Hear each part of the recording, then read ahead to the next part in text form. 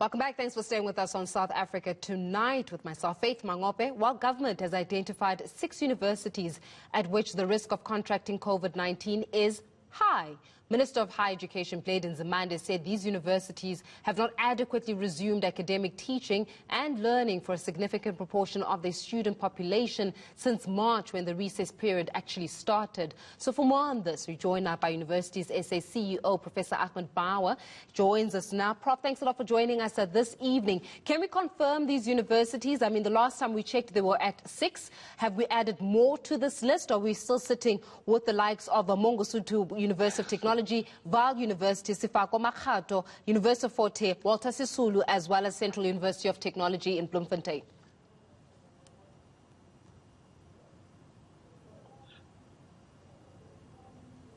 Hi, Prof. Can you hear us? It seems to me that... Hi, can you hear me now? Yes, we've got you now. Continue. Yeah. I was saying that the next round of reporting, which came into the DHET last week, will probably indicate that the number of institutions at risk is fewer than 6. I just wanted to emphasize that even those institutions that are deemed to be at high risk have kind of programs in place, or have a plan in place at least, to complete the 2020 academic year. And I can tell you, just to what extent that that plan is in place, if you like, at the different institutions. Yeah, I mean, we're going to go into the plans at the different institutions, Prof, but I want us to talk about what makes them high risk. How do you determine that? Right. No, it's not me, by the way. That was the department, okay? The department kind of comes to that conclusion after receiving data from the institutions. So there were I suppose there are 2 major things. The one is the extent to which those universities have engaged in some form of learning prior to this period, if you like. And secondly, whether they are in a good position to receive students back onto campus. As you're aware, under lockdown level 2, we expect universities to bring back about 67% of the students. And the question is really, to what extent are the universities prepared for that? And those are the 2 key criteria, I guess. Do you, I mean, you're saying that it could be fewer than the 6 that I've just mentioned. So yes. In that instance, does that mean that you further resource the universities that need resourcing from a capacity perspective? And which universities would you say now are in a tip-top condition? And I don't know if tip-top is the right word to use, but are adequate enough to receive students, especially with the 66% that the minister has spoken about? Yeah, so let me just say that if one speaks about Walter Sisulu University, which is in that category, they are prepared for the return of students. Now, there are a number of things that have taken place. I mean, the one is that there's been a very direct intervention from Higher Health, which is the higher education support structure for coping with COVID-19 and so on, which works very closely with the Department of Health. And one of the things that we've done is we're kind of working with the Department of Health to try and understand how to improve the articulation between the universities and the local Department of Health. So in other words, saying, can we strengthen the local health department to assist the universities in the event of there being outbreaks on their campuses and so on.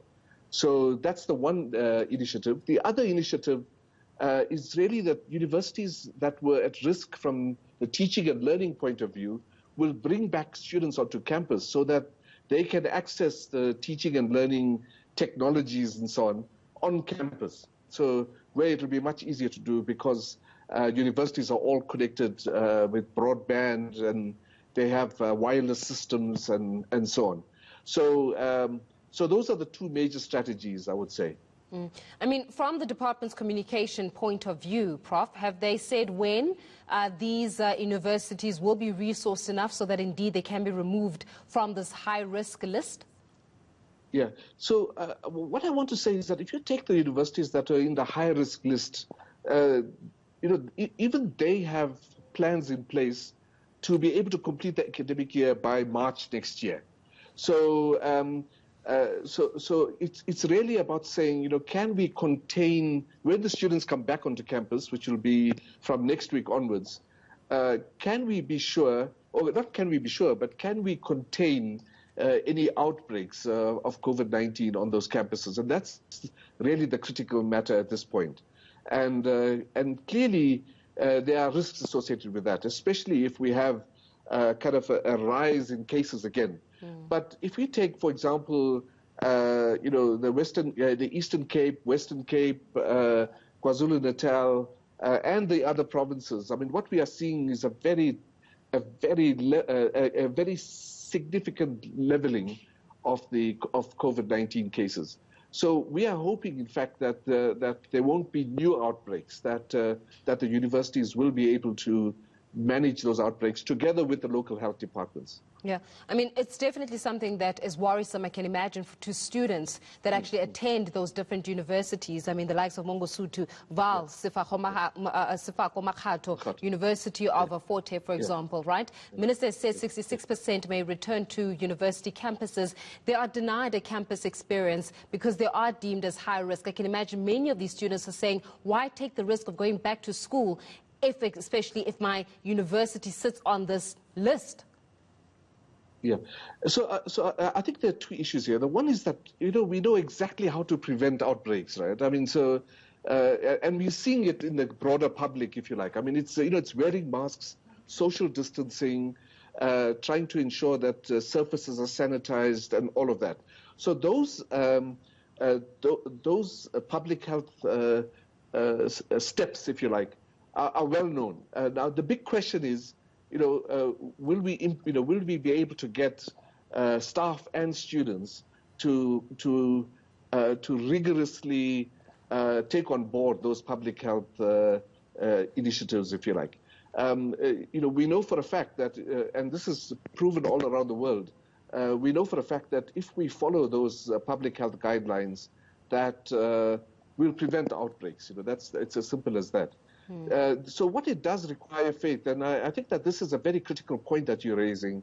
What it does require is, on the one hand, the universities being ready to ensure that the sanitization of surfaces, the social distancing available, and so on. And on the other hand, that there's a social compact in place, between students, staff, the university administration, and so on, just to try and ensure that we follow these public health guidelines. Yeah. On the first point, are the universities ready with sanitization and so on? Those guidelines are in place already. Now the big question is, can we ensure that the behavior of students and staff and the university administration working together can provide these outbreaks, if you like.